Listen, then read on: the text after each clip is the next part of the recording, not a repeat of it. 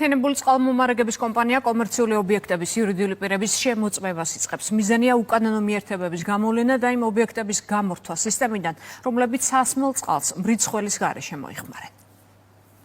სასმელი წყალი სანამ მომხმარებლამდე მივა რთულ და მრავალსაფეხურიან პროცესს გადის. მისი გზა ბუნებრივი საცავებიდან, მდინარეებიდან და მიწისქვეშა წყაროებიდან მოპოვებით იწყება. შემდეგ კი სპეციალურ ლაბორატორიებში ხდება, სადაც ქიმიურ, ბაქტერიოლოგიურ და ფიზიკურ ანალიზებს გადის.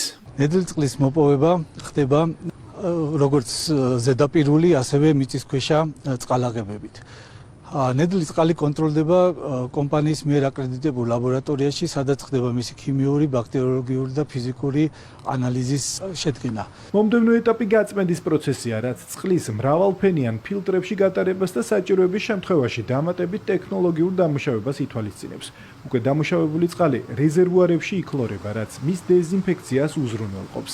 სრულიად დამუშავებული და უსაფრთხო სასმელი წყალი მომხმარებლამდე მაგისტრალური მილების და გამანაწილებელი ქსელების გავლით აღწევს.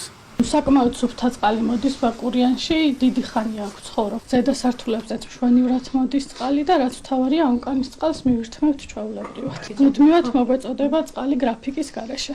წყლის სისუფთავისა და უსაფრთხოების კონტროლი ყოველდღიურად ხორციელდება. გაერთიანებული წყალმომარაგების კომპანიის სპეციალისტები სინჯებს იღებენ და აკრედიტირებულ ლაბორატორიებში შესაბამის ანალიზებს ატარებენ. კონტროლი სასმელი წყლის ხარისხზე რუტინული პროცესია, მიმდინარეობს როგორც ორგანოლეპტიკური, ასევე ფიზიკურ-ქიმიური და მიკრობიოლოგიური კონტროლი. ხორციელდება გაუცნებოვნების ეფექტურობის კონტროლი.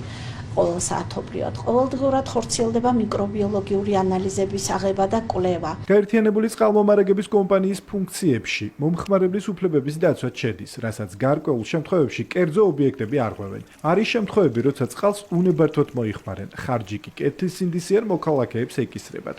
სწორედ ამიტომ 8 დეკემბრიდან სასმელი წყლის უკანონო და არამიზნობრივ მოხმარებაზე კონტროლი მკაცრდება. დაიწყება კომპანიის მიერ გამოვლენა უკანონო მოხმარებების და შესაბამისი სანქციების გატარება. უკანონო დაერთებები ძირითადად ქმნის წყლის მიწოდების სისტემაში პრობლემას. კონტროლი პირველ ეტაპზე კერძო სექტორის მასშტაბურ ობიექტებზე გაძლიერდება. უნებართვო მიერთების გამოვლენის შემთხვევაში კომპანია კანონით გათვალისწინებულ ზომებს გამოიყენებს, რაც ჯარიმას და ქსელზე არაკანონიერი მიერთების ჩახსნას